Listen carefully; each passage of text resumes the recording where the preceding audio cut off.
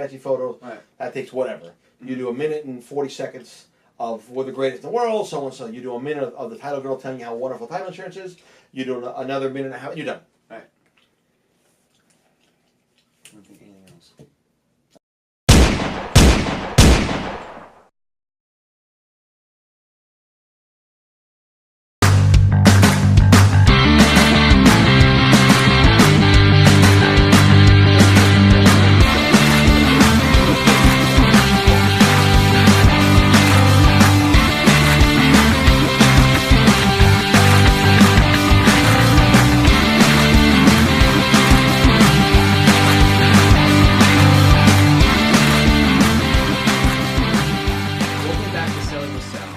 Brings you new listings and insight from Miami to you. I'm your host and fellow peer, John Porter, here with Sal Davidi of Davidi Realty.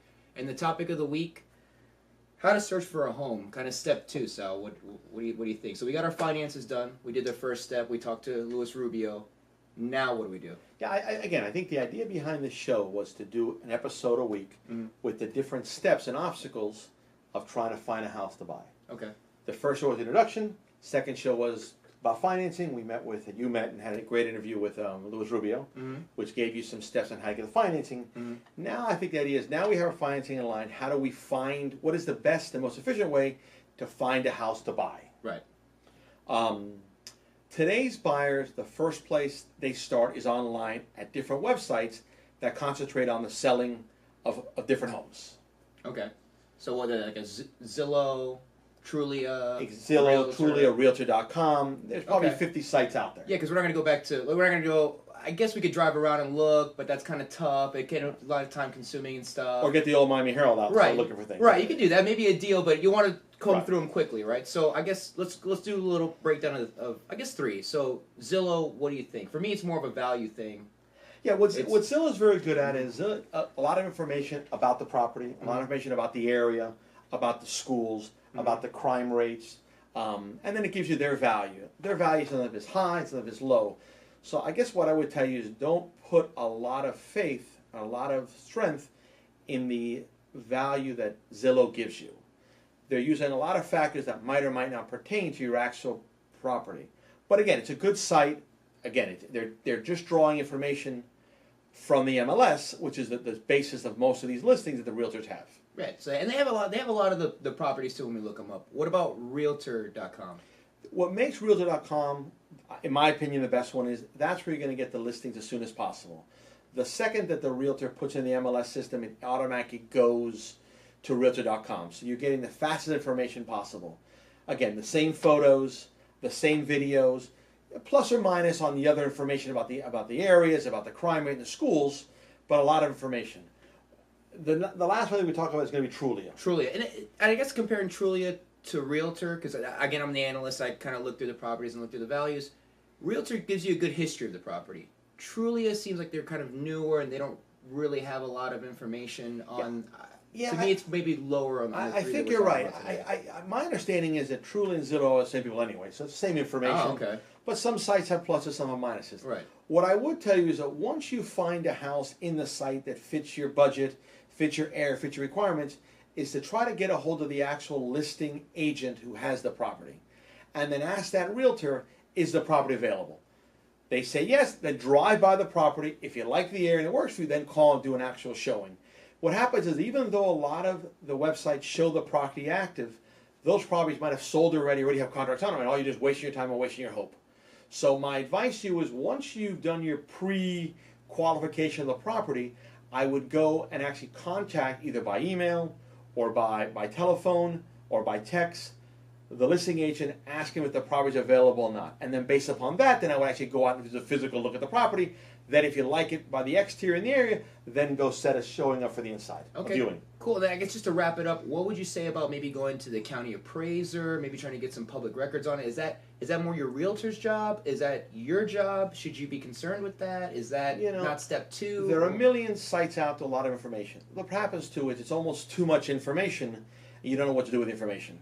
I would concentrate on once you know, based upon what your mortgage professional told you, what you can afford. Okay, so our budget. So we have how much we're going to pay. How much you can afford to pay. Then what you need, how many bedrooms, how many baths, if you want to be in a certain school district, by a church. You want to be close to highways. Then I would look for the property and then go and look at the property and then go see it. You don't need to become a real estate expert to buy a home. What you have to find is a home that meets your criteria, and then that's the house for you.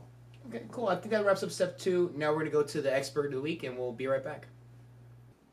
We're here with the expert of the week, Andy from No Big Deal Group. Andy, welcome to the show. Thank you for having me. And little disclosure, Andy's group actually does our website. They handle everything we do on the web. They help us with marketing and stuff like that. Great group. Andy, I'm going to ask you the question of the week, and then you give us some insight on it. We're talking about how to search for a home on the web. Zillow or whatever. What would be the best thing for someone on the web? Would you favorite a bunch of pages? Would you look at them? Well, when you're looking for homes on the web, what you want to make sure is that you're looking for the right type of home and know exactly what you're looking for. The more specific your search is, the better it's going to be. Okay, so like if I'm doing like Miami, or Kendall, or maybe I want to broaden my search, or do I want to? Well, it depends. Like if you're looking for a specific area, like if you were at home and you decided, hey, I want to make sure I get a house, but I want to live in Miami. I don't want to leave Miami. Right. You want to make sure you say Miami, and you even go as far as using the zip code. When you use those searches, it helps simplify what you're looking for. Okay. And the more specific you are, the way that Google works, or if you're using Bing, is that it simplifies those searches, and it makes it easier for you to find exactly what you're looking for. Okay. You could be more broad if you're open to it as well. Because I want to see a bunch of things. Exactly. But then I won't get what I want. Exactly. Right? If you don't know what you want and you're kind of just looking, then always put in a very broad search. People do that all the time when they forget what they're looking for in the specific field. I'll give you an example. Like if you're looking for a specific headache medication. Right. But you don't know the name. Right. But you know that there's a lot of medication out there for headaches. So you type in headache medication. Right. Eventually, one of those names are going to pop up, and you'll be like, "Oh, that's the one I'm thinking about." Right, you can feel your way through if you don't really know. Okay, exactly. Cool. So that's a good practice to be able to isolate your searches if you can, but it really depends on what you're looking for. I guess this is kind of a weird, I guess, vague question, but are a lot of websites connected? Do they pull from the same database, or is that? Well, is that a good practice? Do they do that? Is that common? Not common. Some websites could be interconnected. They can be ran as multi-sites, where there's different subsections of a website. In most cases, the way that people promote each other's websites is using hot links. What hot links are is when you click on an image on your website, and it takes me to the image's original website. Ah, okay. So it'll bounce you from one to another. Exactly. So actually search one website. Go to the other website, and even if you get bounced out, just know that you're going from one website to another to exactly. another. Now, that's not beneficial for you because it takes people away from your website. Right. So it won't help your SEO. Right. But it is positive for the person you're sending the traffic to. Right. So some people, especially in real estate, they like to share the properties that they're reviewing. Right. It's like on one page, it's on the other page, it's on the other page. And that's usually what they use hot links. So be specific and know what you want first. I mean, if you're going to be broad, then you're just going to be basically shooting in the dark. Exactly. And know that, I guess, look at where you're searching and just be cognitive of maybe you're going to get bounced from one place to another to another. Okay. Cool. If you're trying to find something specific, always be specific. Right. If you don't know what you're looking for and you just want to see everything, then that's what you're going to get. then it's just going to get. Right. So know what you want. Exactly. Okay. Cool. Andy, do you want to say anything else? Do you have anything else for? So we're going to include all your information. No, definitely. Just make sure. You know what you're looking for. You know what you're looking for. Andy, thank you for coming, dude. I really appreciate it. We're going to go back to the property of the week. Thanks again to the expert of the week. And now we're going to move on to the property of the week. The property of the week this week is 5050 Southwest 103rd Place, Miami, Florida. Sal? That's a brand new listing we got. We're very, very excited about.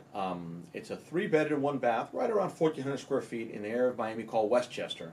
House has been redone by the owner, and they're simply relocating out of Miami and need to sell the house. What makes the house nice is it's at a great price point. They're asking $350,000, which means you can buy it FHA with a very small down payment. Look at the video. Any questions, you can call us here at DeVita Realty. Thank you. Sal, do you have anything else for this week? Or No, I think we covered a lot of ground this week. Again, it's step 2 in our process. Next week we'll have a new topic, and we'll keep going. And we're doing a great job, I think. All right, cool. I think so, too. Well, Sal? That's what counts. Yeah, right? Well, we appreciate all of you for watching. Thank you again, Sal, for the lesson. And from Davidi Realty, we wish you a good day and sell more homes.